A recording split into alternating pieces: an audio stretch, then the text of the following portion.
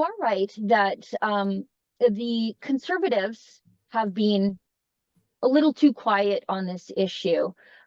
Viva, I don't know how much you know about Western Canadian farming, but I know a fair bit as a farmer. And I'm old enough to remember when the Conservative Party of Canada under Stephen Harper and it was at the time the Progressive Conservative Party here in Alberta, it's now something much better as the United Conservatives, they stood with 4 Western Canadian farmers who were jailed in an act of civil disobedience for selling their wheat, something that as Western Canadian farmers, we couldn't do without an export license. It was an act of civil disobedience, selling a bushel of grain to 4-H club in Montana across the border. And again, if you lived in Quebec or Ontario, you could sell your wheat to whomever we wanted, but we had to sell it to a marketing board who knew better than us farmers. Those farmers went to jail. They were carried away in handcuffs. And the Conservatives were there. They were there the day those farmers were taken away. Stephen Harper pardoned those farmers. They stood with the group called Farmers for Justice, who brought down the entire wheat board.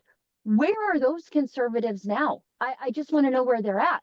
We saw John Rustad, Conservative leader in British Columbia, finally say something this morning, but we were concerned that those ostriches would start being culled yesterday. So, I mean, I guess better late than never, but would be nice to hear somebody raise this in the House of Commons.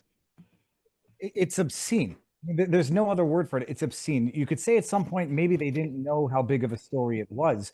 But when literally every post from Pierre Poilievre yesterday, the day before, is getting ratioed in the comment sections with, why aren't you saying anything about the ostriches? You don't get to plead ignorance anymore. You know, some people say, well, it's his social media team. If he is that detached from the people he's supposed to represent, that's the problem. And the biggest problem is, took a lot of flack during the election for saying Pierre Poilievre is a political fair weather politician. He's got no core principles. He goes with the tide, which you can use, you know, to your advantage in terms of like he'll bend to the pressure of the people. He learned nothing from his crushing defeat in this election. That sitting on your hands, biting your tongue, playing the rules of the opponent's game does nothing but cost you the election, to the point where he needs to be gifted a seat in the House so that he can return to being the so-called leader of the so-called opposition of the so-called Conservative Party, so he can sit on his thumbs and do nothing while this is going down and just pretend it's not existing, tweeting about government tyranny under the gun ban confiscation thing, and then not tweeting about government tyranny, about a government coming in killing you. It makes no sense.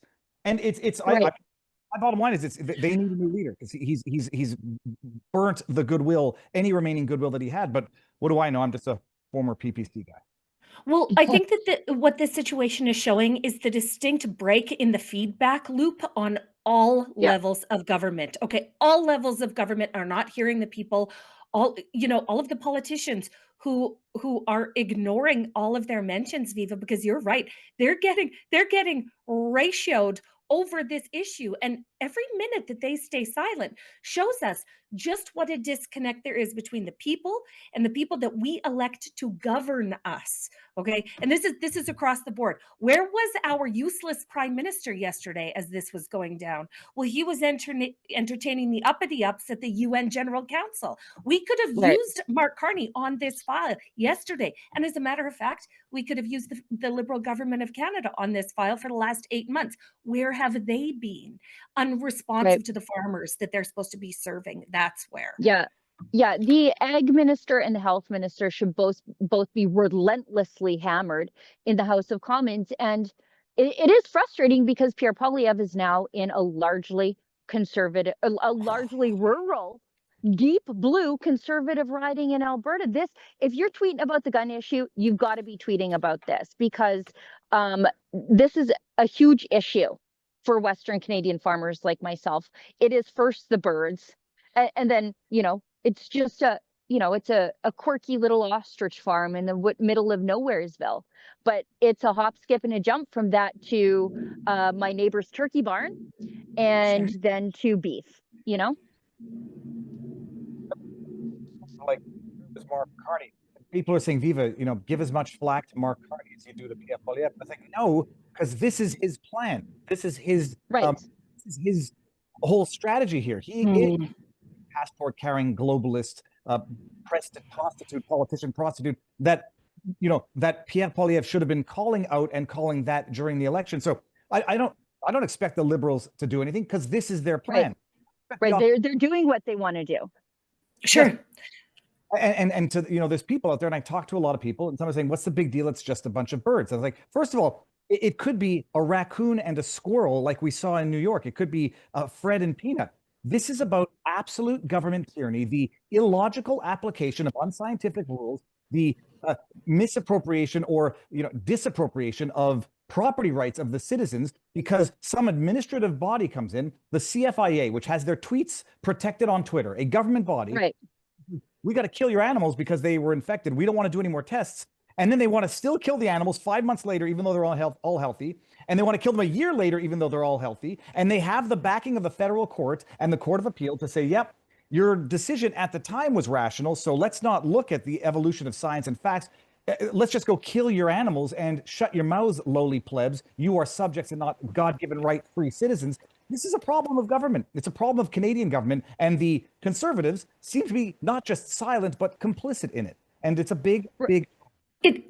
It is a big deal. And there are historical ties that go along with livestock and pet killing initiatives by communist governments that advance the erosion of private property, that normalize this behavior. When the government comes in and takes your stuff, there's nothing you can do about it. It's the government's, not yours, you see. And so this is a real warning for the people of Canada that something terrible is unfolding right now in our neighbor's yard. Okay. And we need all of the eyes of the world on this because if it can happen here, it can happen anywhere. Well, and I think the solution here is political pressure. The ag minister and the health minister, they need to be relentlessly hammered on this issue. I might get stung by a wasp live on air, but they need to be relentlessly hammered on this issue because right now it's before the activist courts because the CFIA dragged it there. They need the minister to say, get this out of the courts, stop this cull order. Who is the CFIA but a rogue agency right now? Who's in charge of them? It's before the activist courts. We saw what the activist courts think about public health over the last 5 years. I have to tell you, I'm not holding out a lot of hope for the Supreme Court to do the right thing here. I am grateful that the birds have a stay of execution. And as Viva says, put pressure. This is not the time to take the foot off the gas pedal. But to think that the courts are going to do the right thing for once, I am skeptical.